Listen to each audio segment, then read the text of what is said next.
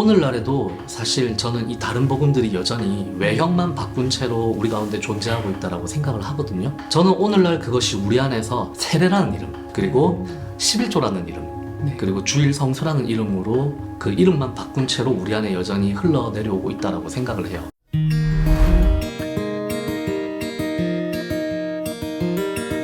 네, 안녕하세요. 오늘의 신학 공부의 장렬입니다. 오늘의 신학 인터뷰 손님으로 오늘은 정우조 목사님을 모시고 이야기 나눠보겠습니다. 안녕하세요. 안녕하십니까. 저는 부산에 소재한 광야교회라고 하는 교회를 목회하고 있는 정우조 목사입니다. 일본 선교 및 무목교회 목사 파송 사역을 하고 있는 호도스 신학원이라는 곳에서 기획팀장으로도 일을 하고 있고요. 또 그 외에도 생계를 위해서 부업으로 부산대학교 근처에 있는 이 스탈리온 짐이라고 하는 복싱장에서 복싱장 코치로도 일을 하고 있습니다. 그러면은 이렇게 신학은 처음에 어떻게 하게 되셨어요? 사실 처음에는 신학 공부를 해야겠다거나 아니면 목회자가 되어야 되겠다는 그런 마음은 전혀 없었고요.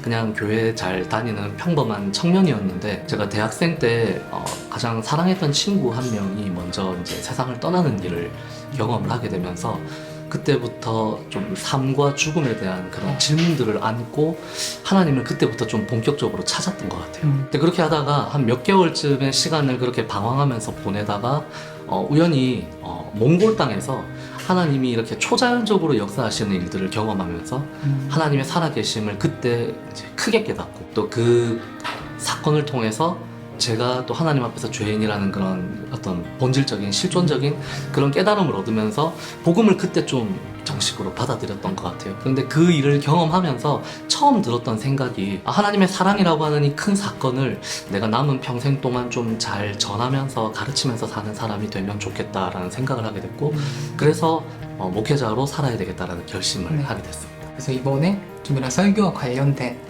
책이 하나 나왔다고 들었거든요. 네. 그래서 어떤 책인지 좀 소개해 주실 수 있나요? 지금 우리가 갈라디아서를 읽는 이유라고 하는 제목으로 두란노에서 나온 책이고요. 네. 이 책은 저하고 그리고 침례교 김관성 목사님하고 네. 그리고 저하고 또 같은 교단에 계시는 문지환 목사님, 이렇게 세 명의 서로 다른 목사가 같이 네. 작업을 해서 만들어낸 일종의 강해서라고 보시면 될 것 같아요. 그러니까 갈라디아서를 1장부터 이제 끝까지 쭉 이렇게 네. 좀 네. 해설하는. 제가 사실 몇 년 전에 부목사로 사역하던 기간에 갈라디아서 강해 설교를 했던 적이 있거든요. 근데 그 기간 중에 이제 김관성 목사님과 문지환 목사님과 이렇게 저희 세 명이 만나서 같이 대화를 하고 이야기를 나누던 중에 복음이라는 게 도대체 뭘까? 네.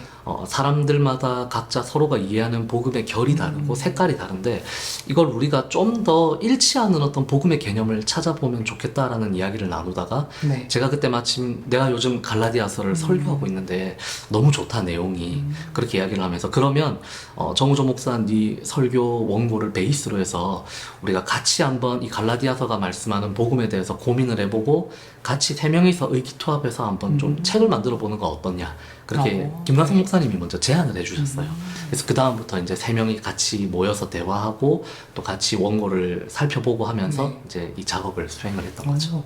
좀 신기했던 점이, 보통 이런 강의 설교집이라든지 그런 게 나오면 보통 한 분이 저자인 경우가 많잖아요. 네. 그럼 세 분이 이걸 어떻게 작업했을까, 이게 되게 궁금했었거든요. 일단 기본적인 글의 어떤 흐름과 어떤 전반적인 강의 내용은 일단 제 설교 원고를 베이스로 해서 이제 거기에 김관성 목사님은 또 본인만의 강점들을 거기에 더 추가를 해주셨어요. 이제 조금 더 논지를 강화하는 부분이라든지 표현이나 이런 부분들이 좀 더 강하게 들어가야 할 부분이라든지 아니면 빼야 할 부분이라든지 이런 부분들을 김관성 목사님이 좀 손을 같이 봐주시고, 또 문지환 목사님 같은 경우에는 교리 교육에 굉장히 탁월한 그런 또 재능을 가지고 계세요. 그래서 교리적으로 조금 더 균형 잡힌 원고가 되도록 힘을 써주시고, 또 부족한 부분들은 그런 맥락에서 좀 보충도 해주시고, 그렇게 하면서 조금 더 괜찮은 그런 작업물이 탄생할 수 있었던 것 같습니다. 각자의 좀 목회적인 장점들을 잘 살려서 네. 좀 이렇게 만들 수 있었네요. 네. 근데 약간 의견 충돌이나 이런 건 없었나요? 있었죠. 오.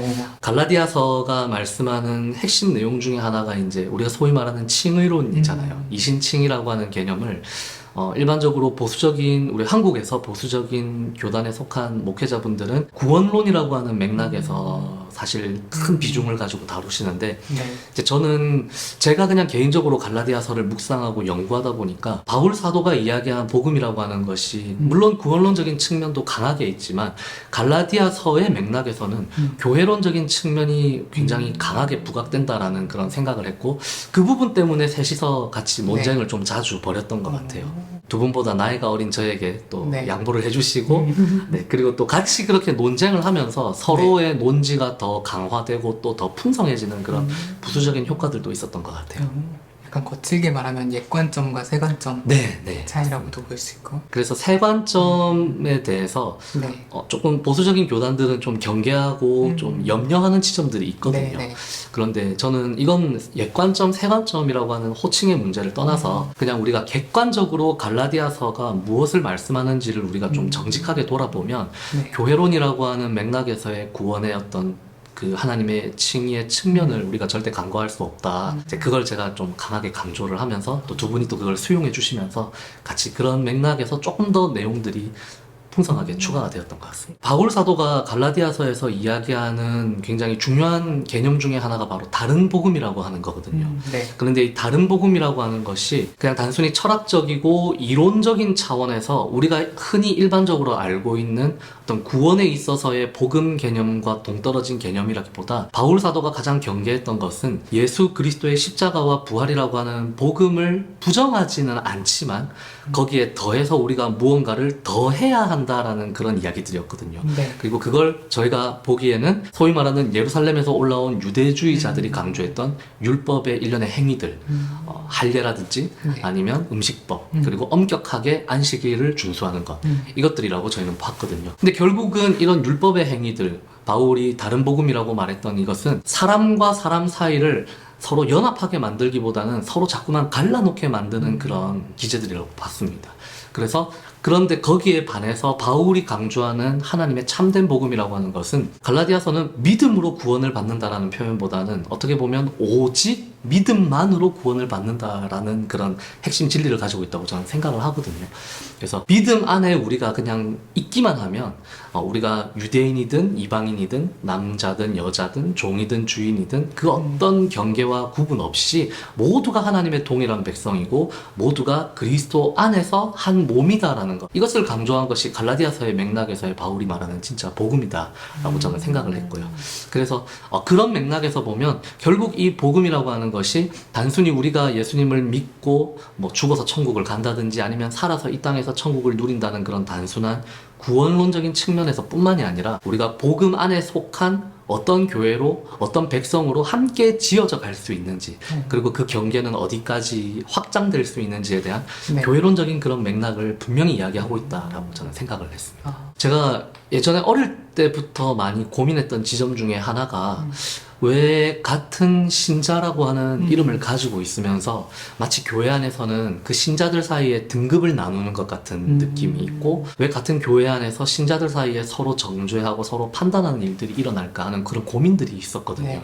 그런데 그런 고민들이 갈라디아서를 묵상하고 강해를 하면서 제 안에서는 나름대로 그게 해결이 되었던 것 같아요. 이게 굉장히 오래전에 그 갈라디아 지역의 신자들 안에서도 결국은 이 다른 율법, 그러니까 다른 복음, 율법의 행위들로 인해서 이런 일들이 일어날 수밖에 없었고, 그 연장선상에 우리가 지금 처해 있구나라는 그런 생각을 하게 되었고요. 그러면 우리가 추구해야 할 진짜 복음이라고 하는 것은 결국 신자와 신자 사이에 서로 편을 가르게 만들고 서로 구분을 짓게 만들고 당을 가르게 하고 또 서로 등급을 나누게 만드는 이런 것들이 철폐될 수 있는 그런 하나님의 강력한 진리이고 어떤 환대다라는 그런 생각을 하게 되었고요.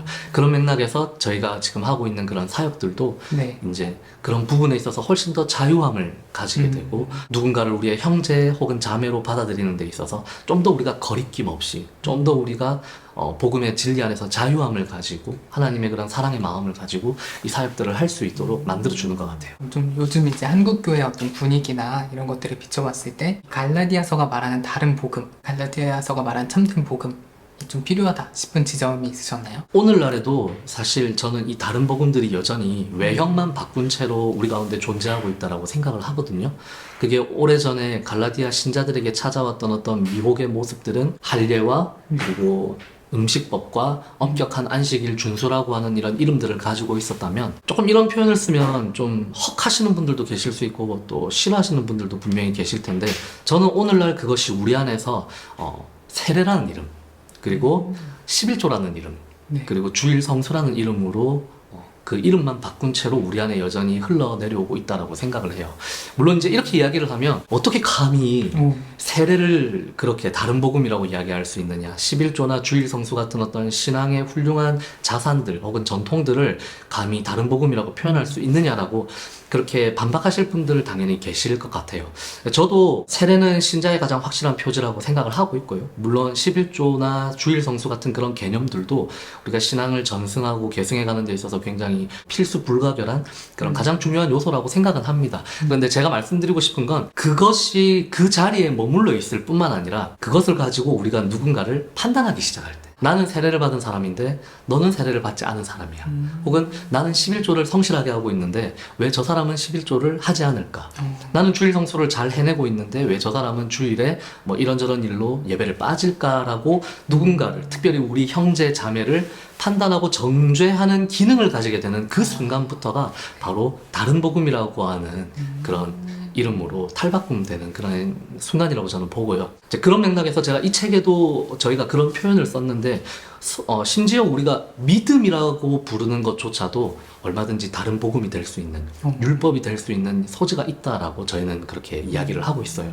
왜냐하면 믿음으로 우리가 구원을 받는다라고 했을 때 그 믿음이 결국은 행위가 되는 경우들이 있거든요. 네. 내가 하나님을 믿는다라고 하는 그 행위의 차원에 머무르게 되고 나는 하나님을 믿는데 저 사람은 왜 나처럼 믿지 못할까라는 생각으로 우리가 자꾸 발전을 시켜가게 되면 그때부터는 믿음이라기보다 믿음이라는 이름을 가진 율법으로 전락하게 되는 그런 순간이 된다라고 저는 생각을 하는 거죠. 우리가 그리스도의 십자가와 부활의 이런 능력만으로 내가 하나님의 백성이 된다라고 생각하지 않고 거기에 무언가를 자꾸 조금만 더 하면 내가 조금 더 훌륭한 신자가 될 수 있다는 생각, 조금만 뭔가 내가 더 보태면 내가 조금 더 다른 사람들보다 더 뛰어난 그리스도인이 될 수 있다는 그런 착각에 빠지게 되면 그게 바울 사도가 이야기했던 바로 그 다른 복음의 미혹에 우리가 빠져들어가는 일이라고 저는 생각을 해요. 그러면 이제 갈라디아서가 그래도 꽤 인기 있는 서신서인 것 같거든요. 네. 그래서 이제 여러 이제 이런 해설서들이 나왔고 여러 책이 있는데 이 책만의 특별한 점은 어떤 게 있을까요? 책 두께를 보시면 아시겠지만 이건 사실 뭐 원어를 기반으로 한 어떤 전문적인 학술서적도 아니고요. 그리고 갈라디아서 본문을 한 절 한 절 다 풀어서 강의한 그런 책도 아니에요. 이제 대신에 전반적인 그런 중요한 핵심 논지들 갈라디아서에서 우리에게 전하고자 하는 하나님의 어떤 진리들에 대해서는 저희가 부족함 없이 빠짐없이 어쨌든 다 다뤘다고 생각을 하고요. 대신에 일반적인 우리 성도님들을 대상으로 한 설교 원고가 베이스가 된 책이었고 또 거기에 저희가 너무 전문적인 내용을 덧붙이지 않고 어디까지나 쉽고 편안하게 이해하실 수 있도록 갈라디아서는 그냥 이런 이야기를 하는 거구나. 네. 갈라디아서가 오늘 우리에게는 이런 의미가 있구나라는 것을 쉽게 이해하실 수 있는 그런 책을 만들기 위해서 작업을 한 거라서요. 네. 우리가 갈라디아서를 조금 더 내가 수월하게 이해하고 싶은 분들께는 굉장히 좋은 책이 아닐까. 네. 뭐 제가 저자지만 어쨌든 네. 그런 자부심을 가지고 내 말씀을 드릴 수가 있을 것 같아요. 이 책은 총 11개의 챕터로 구성이 되어 있고요. 네. 제가 처음 설교를 했을 때 요 단락까지 나누면 하나의 중요한 주제가 드러나겠다, 부각되겠다라고 하는 그런 마음을 가지고 나눠놓은 챕터들이라서 갈라디아서를 그냥 한 번에 그냥 쭉 긴 호흡으로 통독하시는 분들도 옆에 그냥 참고서 삼아 두시면서 읽어도 괜찮을 것 같고요. 아니면 처음에 제가 만들었던 그 생각처럼 11개의 챕터를 따로 나누어서 묵상하실 때 그때 옆에 같이 두고 읽다가 막히는 부분이 혹시 있으시거나 네. 읽다가 조금 이해가 어려운 부분이 있으실 때 들춰보고 또 바로 같이 참고해보고 이렇게 네. 하실 수 있는 좋은 책이라고 생각이 돼요. 그리고 이제 각 챕터마다 후반부에 네. 이제 핵심 개념 그리고 어떤 핵심 문장 그리고 그거에 따르는 나눔 질문 교제하기 위한 나눔 질문들을 따로 구비를 해놔서 교회에서 성경 공부를 하시거나 아니면 묵상 모임 같은 걸 하실 때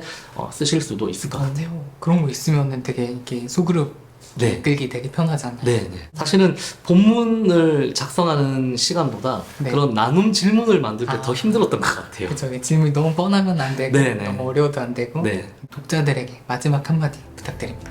지금 우리가 갈라디아서를 읽어야 하는 이유라고 하는 제목에는 저희 3명의 목회자가 나름대로 목회 현장에서 느끼고 있는 그런 일종의 위기의식들이 있습니다. 교회 안에 횡행하고 있는 소위 말하는 다른 복음의 그런 형태들, 오늘날의 모습으로 바뀌어서 존재하고 있는 그런 다른 복음들을 우리가 극복하지 않으면 교회가 쇄신될 수 없고, 갈수록 지금 교회가 힘을 잃고 약해져가는 지금 현 상황 속에서 다음 세대까지 우리의 신앙을 올바로 전수해 줄 수 없다는 그런 위기의식들이 반영되어 있는 제목이고요. 그래서 우리가 갈라디아서를 좀 깊이 묵상하고 조금 더 우리가 풍요롭게 이 묵상을 누리면서 우리가 조금 더 진짜 복음, 바울이 강조하고자 했던 그 참된 복음의 맛을 교회들이 잘 회복할 수 있으면 좋겠다라는 그런 마음으로 이 책을 써서, 그래서 이 책을 좀 많이 읽어봐 주셨으면 너무 감사하겠고요.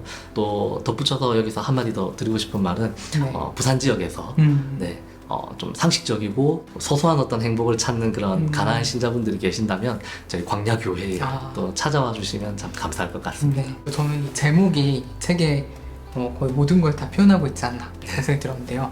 그러니까 지금 오늘날 우리에게 주는 의미는 무엇인가, 네. 이런 고민이 담겨 있고, 우리가 라는 표현도 구원론의 차원에서 교회론의 차원으로 좀 더 공동체적으로 확장해서 읽으려는 시도가 좀 네. 담긴 이름 같고, 이제 갈라디아서는 이제 복음을 대표하는 본문이니까 하나님이 주셨던 그 복음의 의미가 지금 우리에게는 어떤 의미인지 좀 고민하는 분들한테 큰 도움이 될 수 있는 책이 아닐까 싶습니다. 네, 감사합니다. 그래서 오늘 이렇게 출연해 주셔서 감사드리고요.